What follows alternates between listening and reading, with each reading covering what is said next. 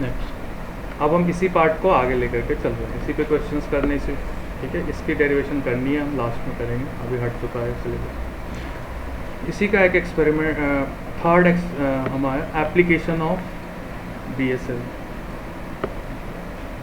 ठीक है। अब हम सर्कुलर वायर तो लेंगे, रिंग हमने इसके सेंटर पे फाइंड करना सीख लिया था, ठीक है। हमने इसके सेंटर पे फाइंड करना सीख लिया था। अब हम इसके एक्सिस पे लेंगे, जैसे ये सर्कुलर वायर है, ये इसकी एक्सिस होगी और इसमें करंट चल रहा है, मान लो ऐसे आई। इस पॉइंट पे, इसके एक्सिस के दूसरे पॉइंट पे यहाँ मैग्नेटिक फील्ड कितनी होगी ये देखना है, ठीक है। ये 3 डायमेंशनल इसमें भी है, इसीलिए मैंने ये पहले वो क्वेश्चन कराया ताकि वो निकालना सीख जाओ डायरेक्शन। क्या कर रहे हैं हम लोग, मैग्नेटिक फील्ड निकाल रहे हैं किसके, सर्कुलर रिंग के एक्सिस पे, सर्कुलर रिंग के एक्सिस।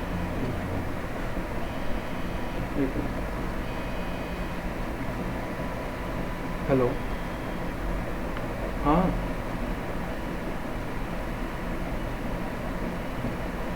हाँ क्लास ले रहा था, बताओ।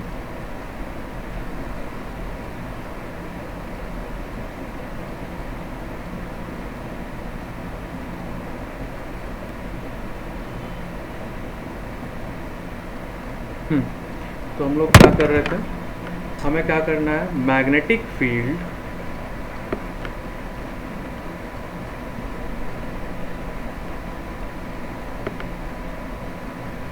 ऑन द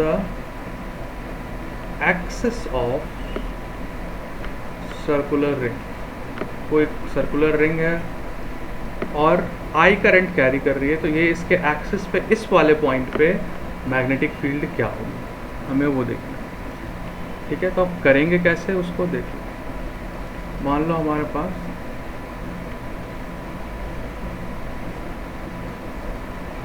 ये है हमारा करंट कैरिंग रिंग,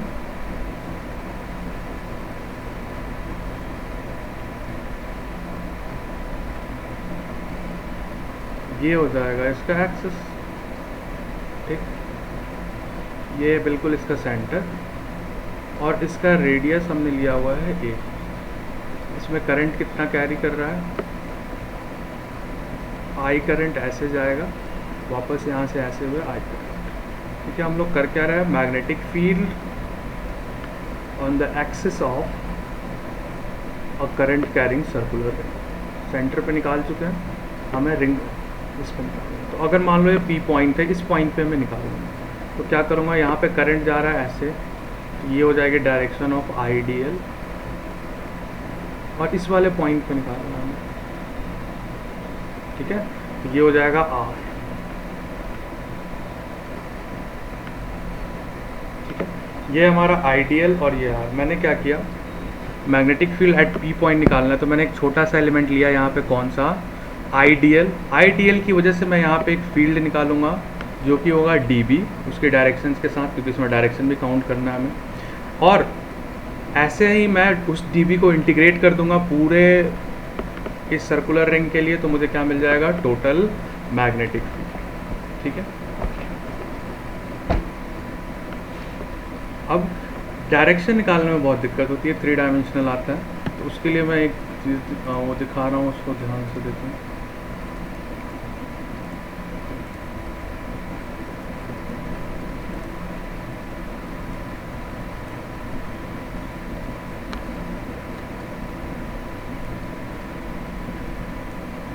देखो ये एक वीडियो है,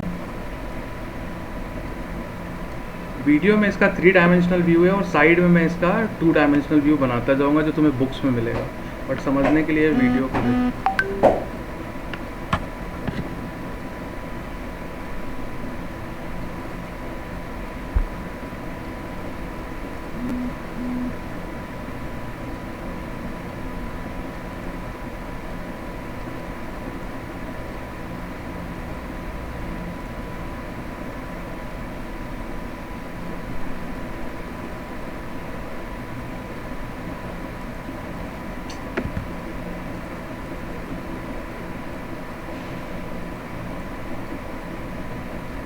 देखो ये हमारी फील्ड,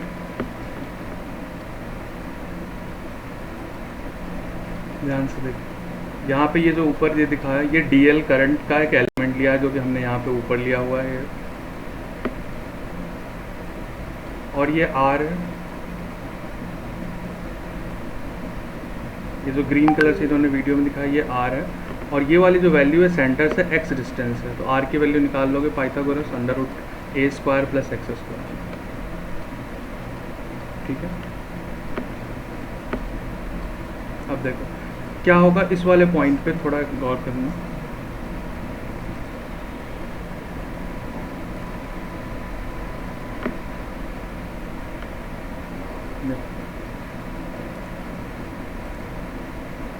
ये देखो, ये जो वैल्यू है यहाँ पे, ये DL, ये जो येलो कलर का दिख रहा है DL, और इधर ग्रीन कलर का जो R है, इनके बीच में एंगल ये जो दिखाया हुआ है वो हमेशा 90 डिग्री, यानी कि अगर मैं यहाँ पे दिखाऊं अपने डायग्राम में, तो ये हमारा अगर IDL था और ये R था, तो ये हमेशा 90 डिग्री होने वाला है, हमेशा। ठीक है, क्यों? क्योंकि जब हम बायोट-सेवर्ट लॉ लिख रहे होंगे तो क्या होता है बायोट-सेवर्ट लॉ के लिए, dB की वैल्यू μ0/4π IDL क्रॉस R, ठीक है, अपॉन R3। ठीक है, तो जब DL और क्रॉस R में हर एक एलिमेंट के लिए ये वाली वैल्यू 90 डिग्री होगी। ठीक है, तो मैं इसको क्या लिख सकता हूँ, IDL sin 90 की वैल्यू 1 हो जाएगी, तो इसकी वैल्यू हो जाएगी μ0/4π IDL R sin 90 divided by R3। sin 90 की वैल्यू 1 होती है, तो यहाँ से हटा दो, ये R कैंसिल हो जाएगा, तो बच जाएगा R²। तो ये वैल्यू आएगी स्मॉल dB की। ठीक है, और ये हर एक एलिमेंट के लिए होगा,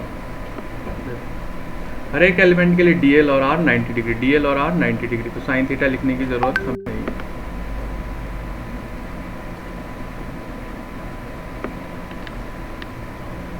ठीक है, अब डायरेक्शन फाइंड करना है हमें कि डायरेक्शन कहाँ पे होगा।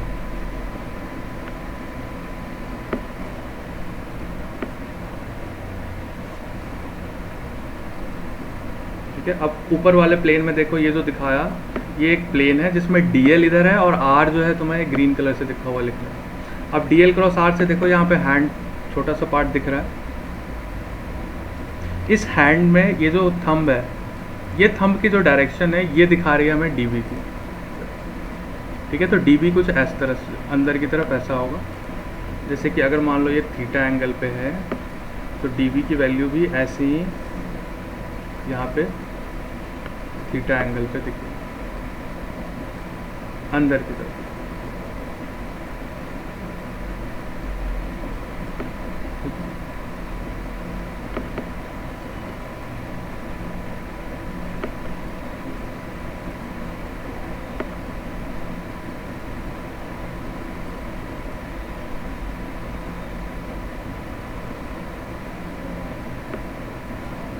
डायरेक्शंस क्या होंगी, ये देखो, ये जो हर एक एलिमेंट के लिए ये DB था, ये एक एलिमेंट के लिए मैंने 1 dB बनाया।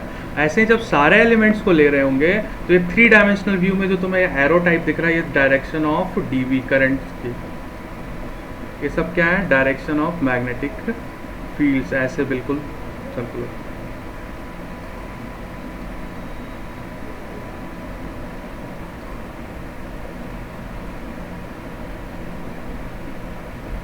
अब देखो, डायरेक्शन तक की हमें देखना था, बाकी कैलकुलेशन तो हम यहाँ करेंगे।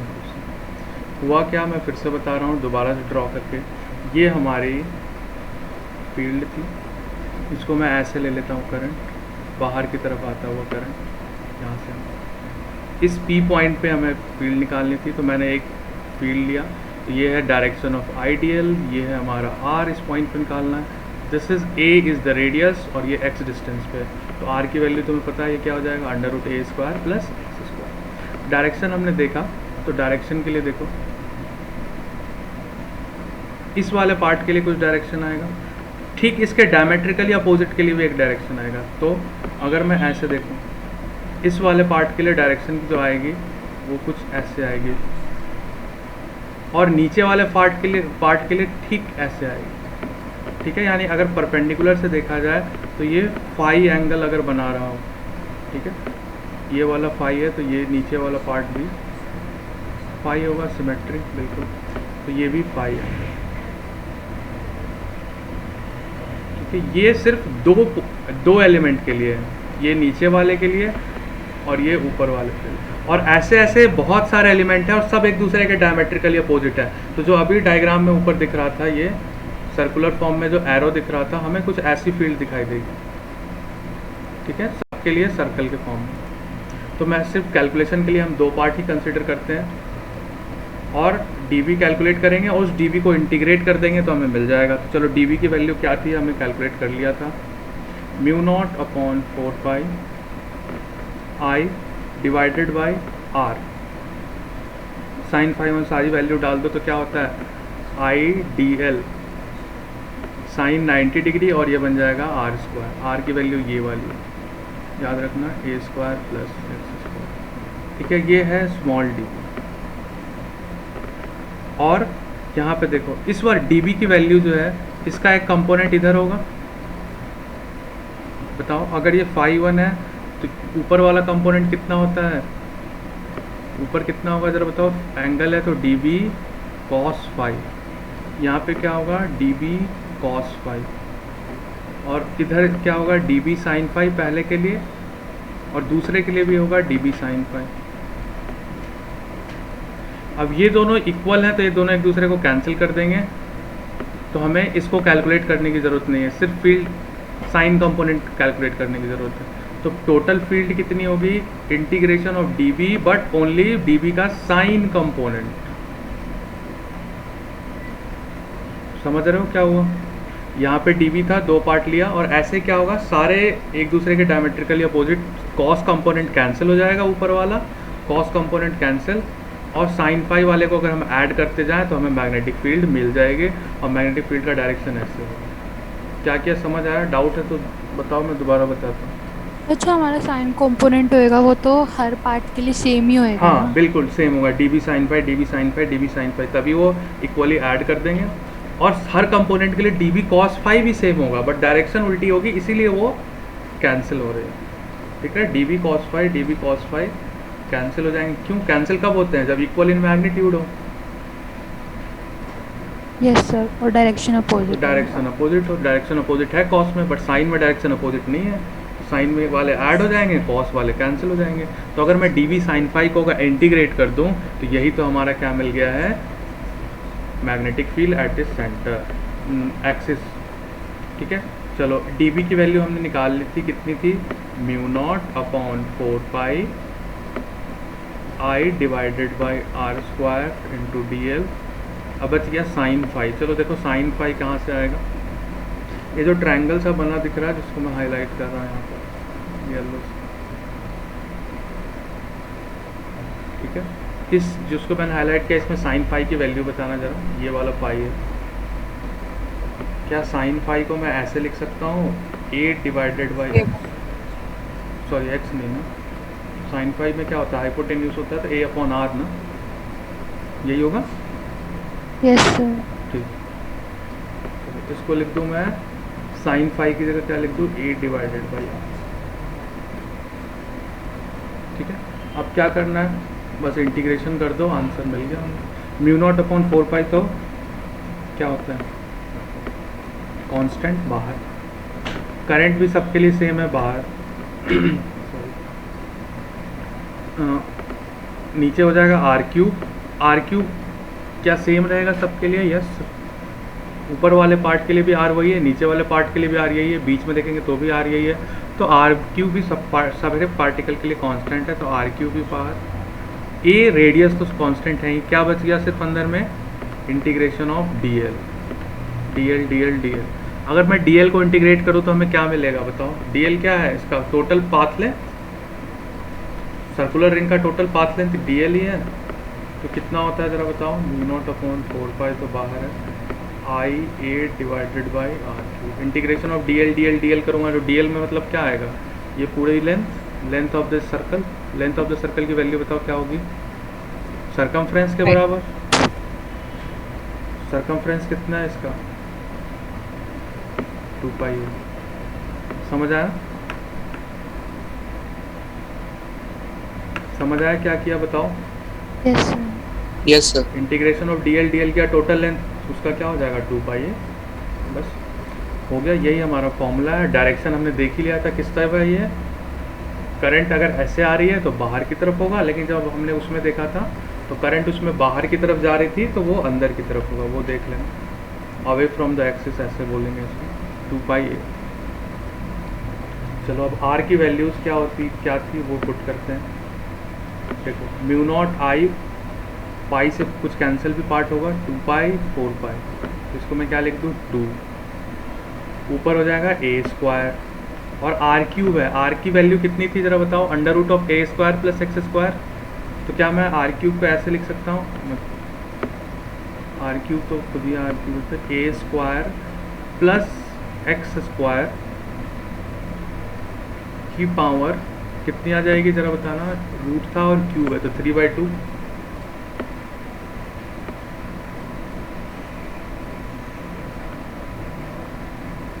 ठीक है, मान लो ये पी पॉइंट पे निकाल रहे थे जो कि एक्सिस पे है। ये समझ आया क्या किया, ये तो कैंसिल मिल जाएगा। बस आर की सर 3/2 कैसे आया? आर की वैल्यू क्या है, अच्छा सर, ठीक है ठीक है। a² + x²। जब मैं इसका क्यूब करूँगा तो क्या हो जाएगा, a² + x² की पावर 3/2। ठीक है, तो ये होता है main formula, magnetic field on its axis. Magnetic field किसकी वजह से, due to circular current loop on its axis. अब इसमें कुछ वो भी है, स्पेशल केसेस हैं। पहला स्पेशल केस जो हम लोग पहले कर ही चुके हैं, उसको वेरीफाई करते हैं। चलो उससे पहले ये मुझे बताओ, इसके सेंटर पे कितना होता है, इसकी वैल्यू बताओ। सेंटर पे हम लोग कर चुके हैं सर्कुलर आर्क के लिए। I0 I divided by 4r। 4r कहाँ होता है, कंप्लीट सर्कल है ये, μ0/4π I/r इंटू थीटा होता है ना, थीटा की वैल्यू 2π हो जाएगी, तो हो जाएगा 2, यानी कि ये होती है μ0 I/2r, यही होता है। Yes sir. याद है, तो चलो अगर मुझे सेंटर पे लाना है, ये पॉइंट सेंटर पे कब आएगा ज़रा मुझे बताओ। अगर मैं x की वैल्यू 0 कर दूँ तो क्या वो सेंटर पे आ जाएगा। यस। x समझ रहे हो, x क्या था, सेंटर से p तक की डिस्टेंस थी। अगर x की वैल्यू अगर मैं 0 पुट कर दूँ तो वो कहाँ आ जाएगा, ऑन सेंटर। तो एट सेंटर x = 0, तो मैग्नेटिक फील्ड क्या हो जाएगी एट सेंटर, जरा बताओ। x को 0 डाल दो, ऊपर रह जाएगा μ0 Ia² डिवाइडेड बाई 2, ये हो जाएगा a² की पावर 3/2, x तो 0 है, ये इससे कैंसिल, ऊपर स्क्वायर है नीचे क्यूब है, तो क्या बच गया μ0 I/2a, ये बचेगा। क्या ये दोनों रिजल्ट सेम दिख रहे हैं, वहाँ पे रेडियस r था तो r वैल्यू, यहाँ पे रेडियस a है तो a आ गया, समझ गए। Yes sir. चलो एक चीज़ और होती है, अगर इसमें n नंबर ऑफ टर्न्स हो गए तो क्या करना है, कुछ नहीं, ये एक वायर के लिए तो n नंबर ऑफ टर्न्स है तो बस n से मल्टीप्लाई कर दो। ठीक है, ये डेरिवेशन थी, पहले 5 मार्क्स की आती थी किसी भी एग्जाम में, बट अब तो MCQ है, इसके स्पेशल केसेस और रिजल्ट याद रखने की ज़रूरत है। ठीक है, इससे हमने सेंटर पे निकाल लिया। कई लोग इसको एरिया के फॉर्म में भी बोलते हैं। ठीक है, या फिर दूसरा ये वाला ले लो कि जो हमारा x है वो मच ग्रेटर देन a। ठीक है, ये जो x था, जैसे a हमारी रेडियस है और x जो है डिस्टेंस ऑन द एक्सिस है, तो x की डिस्टेंस बहुत ज़्यादा है। ठीक है, तब क्या होगा ज़रा बताओ, x की डिस्टेंस बहुत ज़्यादा है, तो अगर मैं ऐसे लिख दूँ x² + a², a तो बहुत छोटा हो गया इसके रिस्पेक्ट में, तो ये ऑलमोस्ट x² के बराबर हो जाएगा। समझ रहे हो ये अप्रॉक्सीमेशन। Yes sir. ठीक है, x² बहुत ज़्यादा लार्ज, 1000 करोड़, उसमें कुछ 5 ऐड कर दिया तो 1000 करोड़ के आसपास ही। तो इसको हम लोग क्या अप्रॉक्सीमेट कर सकते हैं, b की जो वैल्यू थी वो तो एज इट इज़ रह जाएगी, कितनी थी μ0 Ia² divided by 2, a² + x² था वो x² के बराबर ही हो जाएगा, और उसकी डिस्टेंस कितनी आ जाएगी, x² की पावर 3/2।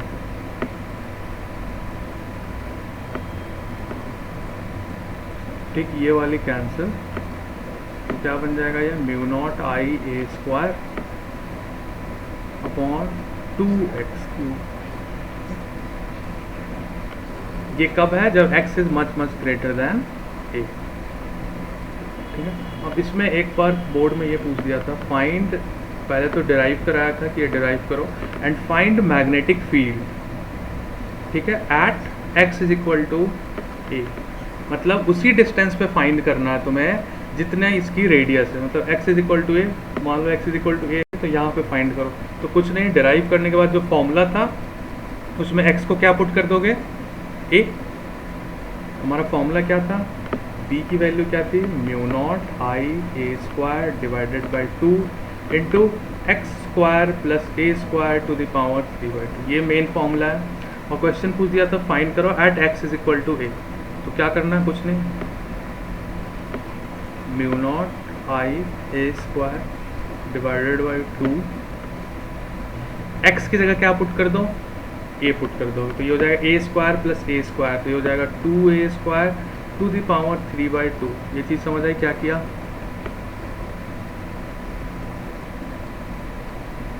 क्या किया, समझ आया? Yes sir. x की Yes, जगह sir. मैंने a पुट कर दिया। ठीक है, चलो बताओ क्या बन जाएगा? म्यू नॉट आई, ऊपर तो a स्क्वायर, इसको कैसे डील करें ज़रा बताओ। इसको मैं क्या लिख सकता हूँ? नीचे वाले को सॉल्व करना ज़रा एक्सपोनेंट के फॉर्म में। सर हाँ बताओ। सर 4a क्यूब आ जाएगा। 2 की पावर 5/2 a आ रहा है, ऐसा कुछ आ रहा है। हाँ बताओ क्या कह रहे थे?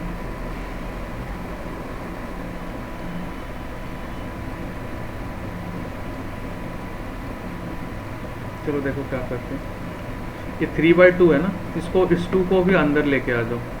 तो देखो जब भी हम अंडर रूट लेकर के आते हैं, जैसे कि 2 है और यहाँ x है, जब मैं इस 2 को अंदर लेके आता हूँ तो क्या बन जाता है? 4, 3 होगा तो 9। यानी कि हम लोग क्या करते हैं उसका, अगर हम पावर हाफ है और अंदर लेकर के जा रहे हैं रूट के, तो पावर को स्क्वायर कर देते हैं अपोजिट। तो 2 की पावर की क्या बन जाएगा? अंदर लेके जाऊंगा तो 3/2, इसको अंदर लेके आ जाओ, ये हो जाएगा mu naught I A square.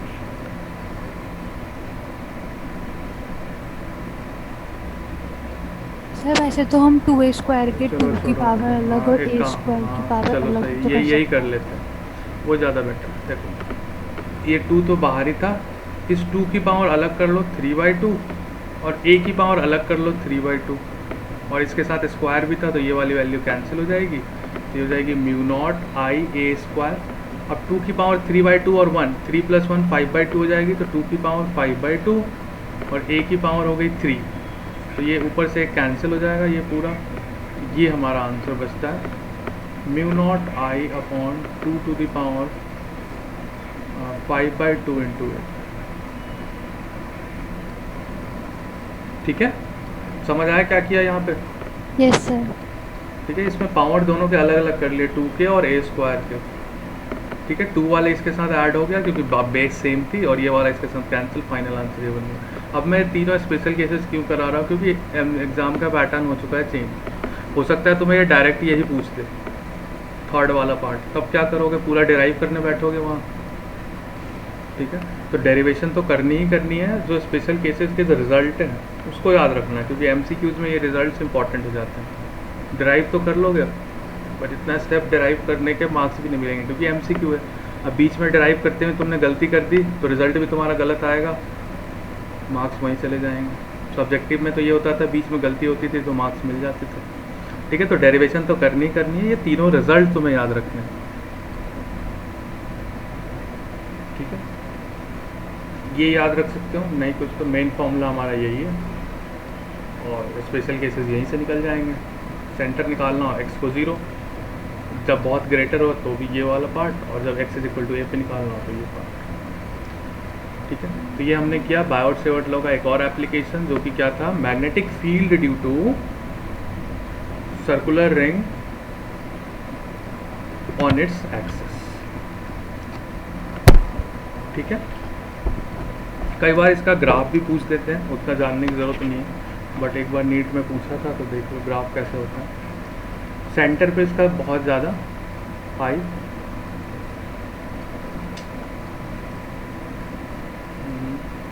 Graph कुछ ऐसा होगा,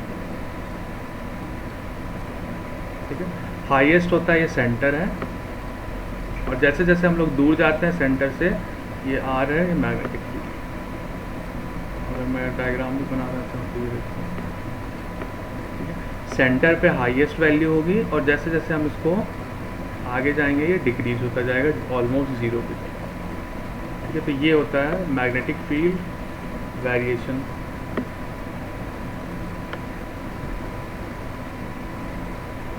along its axis।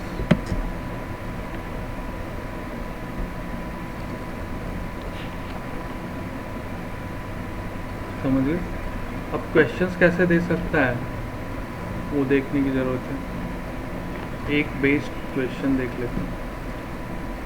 ये मान लो हमारा एक सर्कुलर रिंग है ऐसा,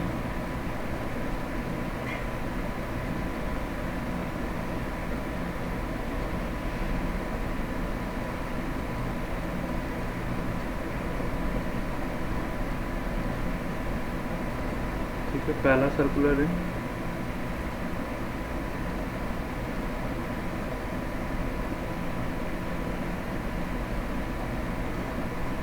ये हुआ हमारा दूसरा सर्कुलर रिंग। दोनों कोएक्सियली है, मतलब दोनों के एक्सिस सेम है। पहले वाले का रेडियस जो है वो 3 है, और ये करंट ऐसे बाहर की तरफ जा रहा है, ठीक है। और इसमें करंट ऐसे अंदर की तरफ जा रहा है। दूसरे वाले का रेडियस जो है हमारा 4 है, फाइन। और ये बिल्कुल इसी पॉइंट पे, यहाँ से 4 डिस्टेंस और यहाँ से इसकी 3 डिस्टेंस है, ठीक है। पहला लूप, दूसरा लूप, करंट की डायरेक्शन अपोजिट है। इस P पॉइंट पे हमें क्या फाइंड है, 2 कोएक्सियल हैं, L1 L2, रेडियस 3 और 4 दिए हुए हैं। What should be the magnitude and direction of current in L2। Direction of current तो मैंने बता दिया। क्वेश्चन ये है, find the magnitude of current, magnitude of current such that at point P magnetic field जो है नेट ज़ीरो हो जाए, नेट मैग्नेटिक फील्ड ज़ीरो, ठीक है। चलो देखो, ये बाहर की तरफ आता हुआ है। अभी हमने जो एग्जांपल लिया था, ऐसे तो डायरेक्शन निकाल सकते हो, हमने बाहर की तरफ आता हुआ एग्जांपल लिया था, तो मैग्नेटिक फील्ड नेट किस साइड आया था, अवे, ऐसे। इसका नेट मैग्नेटिक फील्ड ऐसे आएगा। और जब हम इसकी बात करें L2 की, तो ये अंदर की तरफ जाता हुआ, तो इसका नेट मैग्नेटिक फील्ड ऐसे आएगा, ठीक है। दोनों अपोजिट डायरेक्शन में है, ये दोनों कैंसिल कर देंगे एक दूसरे को। देखो, एक इस डायरेक्शन में है, दोनों एक दूसरे को कैंसिल कर देंगे। बस हमें करंट की वैल्यूज़ निकालनी है कैसे, क्योंकि डायरेक्शन अपोजिट है। अगर हमने मैग्नीट्यूड कर दिया इक्वल, तो क्या लिखेंगे, magnetic field due to L1 और magnetic field due to L2। अगर ये दोनों इक्वल हो जाए तो क्या हो जाएगा, इस पॉइंट पे मैग्नेटिक फील्ड की वैल्यू क्या होगी, 0। ये चीज़ समझ आया। डायरेक्शन अपोजिट है, बस मैग्नीट्यूड इक्वल कर दो, दोनों 0 आ जाएंगे। चलो, BL1 की वैल्यू कितनी होगी, ठीक है। वो सिंपल कैलकुलेशन की बात है, कैलकुलेशन कर लेना, वैल्यूज़ दे रखी है तुम्हें। क्या होगा, म्यू नॉट, देखो होता क्या है, mu naught I A square. और दूसरी बात, यहाँ पे तुम स्पेशल केस वो वाला नहीं लगाओगे कि x is much much greater than a, नहीं। ये तो रेडियस 3 है और 3 पे ही पूछ रहा है, ठीक है। तो x भी इसका 4 हो गया और रेडियस इसका 3 हो गया। तुम यहाँ पे नेगलेक्ट थोड़ी कर पाओगे, तो कंपेरेबल है। तो तुम्हें पूरा नेट वाला जो फॉर्मूला था, ये म्यू नॉट आई स्क्वायर 2x, x क्या होती है, distance on the x axis, 4 square, centimetre है तो डिवाइडेड बाई 100 भी आएगा, प्लस a स्क्वायर, a की 3 सेंटीमीटर है तो डिवाइडेड बाई 100 भी आएगा, ठीक है, की power 3/2 is equal to again mu naught I, a की मतलब रेडियस, a मतलब radius 3 square, mu naught I, और यहाँ पे रेडियस क्या डालोगे, 4 स्क्वायर, 2 अगेन 4/3 का 4/100 का स्क्वायर प्लस 3/100 का स्क्वायर। और इसी को सॉल्व कर लेंगे, ये सारी चीज़ें कैंसिल हो जाएंगी नीचे वाली, और I1 तुम्हें मिल जाएगा, करंट तुम्हें मिल जाएगा। ठीक है, कैलकुलेशन ज़्यादा है, इसको मैं छोड़ रहा हूँ। कॉन्सेप्ट देखो, दोनों की डायरेक्शन ऑफ करंट अलग है, तो डायरेक्शन ऑफ मैग्नेटिक फील्ड्स भी डिफरेंट होगी। डिफरेंट क्या होगी? बिल्कुल अपोजिट होगी, और हमें वहाँ पे उसको ज़ीरो करना है। डायरेक्शन हमें पता लग चुका है कि अपोजिट है। अगर डायरेक्शन अपोजिट है तो अगर हम मैग्नीट्यूड्स को इक्वल कर दें तो नेट फील्ड क्या हो जाएगी? ज़ीरो। यही किया, मैग्नीट्यूड्स को इक्वल कर दिया। इसमें कैलकुलेशन ज़्यादा है, मैं इसको छोड़ रहा हूँ, कैलकुलेट कर लेना। सर इसमें आई साइड कैंसिल हो जाएगा। Okay, 1 second. करंट सेम नहीं है दोनों ना, करंट अलग अलग ले लो, क्योंकि इक्वल करंट हो जाएंगे तो सीधी बात। इसको ले लो I1, इसको ले लो I2। ठीक है, क्वेश्चन क्या था? यहाँ से हमें I1 और I2 की रेशियो मिल जाएगी, और एक करंट दिया हुआ था इसमें 1 एम्पियर। ठीक है, चलो ये था कंप्लीट क्वेश्चन। ठीक है, एक करंट हमें दिया हुआ है, इसमें सॉल्व करोगे तो क्या तुम्हें I1 और I2 है ना, इससे तुम्हें I1 और I2 का रेशियो मिल जाएगा। ठीक है, मान लो वो रेशियो कुछ भी आ गया, मतलब मान लो 0.2 आ गया, और I1 की वैल्यू यहाँ क्वेश्चन में तुम्हें दी हुई है 1 एम्पियर, तो इससे क्या निकल जाएगा? I1। समझ गए? Yes sir. एक और क्वेश्चन ये बोर्ड में आया हुआ है, ये तो नहीं, अभी तक ऐसा क्वेश्चन तो नहीं पूछा, बट ये वाला आया हुआ है। ठीक है, एक मैग्नेटिक फील्ड, एक लूप ऐसे दिया हुआ है, तुम्हें हॉरिजॉन्टली रखा हुआ है। ठीक है, और दूसरा लूप जो है वो कुछ ऐसा है। ठीक है, दोनों के सेंटर एक दूसरे से कॉन्साइड कर रहे हैं। समझ पा रहे हो ये क्या है? एक लूप कैसा है? हॉरिजॉन्टली, और एक वर्टिकली, दोनों एक दूसरे से 90 पे काट रहे हैं। तो जो बताओ, जो ग्रीन वाला है, इसको ग्रीन वाले पार्ट को देखें, तो इसकी वजह से फील्ड कहाँ होगा? अगर इसको ऐसे करंट ले तो DL क्रॉस R, इसकी वजह से फील्ड आएगा नीचे की तरफ। ठीक है, और इसकी वजह से फील्ड कहाँ आएगा? ये ऐसे है, तो बिल्कुल इसके सेंटर पे पूछा है, तो इसकी वजह से फील्ड कैसे आएगा? ऐसे। दोनों के सेंटर ये ऊपर नीचे बन गया, दोनों के सेंटर कॉन्साइड कर रहे हैं। ठीक है, तो इसके डायरेक्शन ऑफ करंट ऐसी थी, तो इसकी फील्ड आई नीचे की तरफ, और इसका फील्ड आया ऐसे। ठीक है, और दोनों ही सेंटर हैं, और सर्कुलर लूप है, तो सेंटर वाला सर्कुलर लूप तो हमें ज़्यादा ही पता है। तो ये हो गया B1, ये हो गया B2। तो नेट फील्ड क्या होगी? दो वेक्टर जब 90 डिग्री पे कट रहे होते हैं तो उनका मैग्नीट्यूड क्या होता है? ज़रा बताओ क्या होता है? B1 square plus B2 square, यही तो होगा, याद है ना? A square plus B square 2AB cos theta, दो वैक्टर्स को ऐड करने का तरीका। और दोनों वैक्टर आपस में कैसे हैं? 90 डिग्रीज पे, और 90 डिग्रीज पे है तो कॉस थीटा वाला कंपोनेंट 0। ठीक है, तो बी नेट कहीं यहाँ पे ऐसे बन रहा होगा। ये समझ आया क्या हुआ? Yes sir. Yes sir. ये वाली फील्ड है, तो इसकी वजह से फील्ड थी नीचे, B2 लिया था मैंने, और दूसरा ऐसे है, इसकी वजह से फील्ड है ऐसे, क्योंकि करंट की डायरेक्शन ही वैसे दी हुई। ठीक है, वो डायरेक्शन तुम निकाल लेना राइट हैंड रूल से, अभी मैंने जल्दी करा दिया। अब ये दोनों को क्या कर दिया इसने? कंबाइन, तो B1 ऐसे हो जाएगा, B2 ऐसे हो जाएगा। बस इन दोनों को क्या करो, नेट कैलकुलेट कर लो। B1 B2 की वैल्यू तो तुम्हें पता है सेंटर पे कितनी होती है, μ0I/2 है। ठीक है, अब ये तो सिंपल क्वेश्चन था कि 90 डिग्री पे ही दे दिया तुम्हें, और अभी तक 90 पे ही पूछा है। हो सकता है एक लूप ऐसे हो, एक लूप ऐसे हो, और दोनों में 60 डिग्री का एंगल बन रहा हो, तब क्या करोगे? तब कुछ नहीं, यही सेम फॉर्मूला आएगा, B1 square B2 square, direction लिख लेना, और क्या लिखोगे? 2B1 B2, दोनों के बीच का एंगल कितना? cos 60 degree. 30 होगा तो 30, 90 होगा तो 90। ठीक है, तो अभी इतना तो नहीं पूछेगा कि 60 डिग्री पे पूछ ले, बट 90 वाला ज़रूर पूछता है। समझ गई है? इसी टाइप के क्वेश्चन सर्कुलर लूप से पूछे गए हैं। मेनली इसमें सिर्फ डेरिवेशन ही आती थी, तो क्वेश्चंस पूछते नहीं थे, लेकिन अब डेरिवेशन तो आएगी नहीं OMCQs में, तो इसलिए क्वेश्चंस इंपॉर्टेंट हो गए। समझ गए? तो बायोट सेवर्ट लॉ के यही एप्लीकेशंस पढ़ने थे, हमने पढ़ लिए। क्या क्या पढ़ा?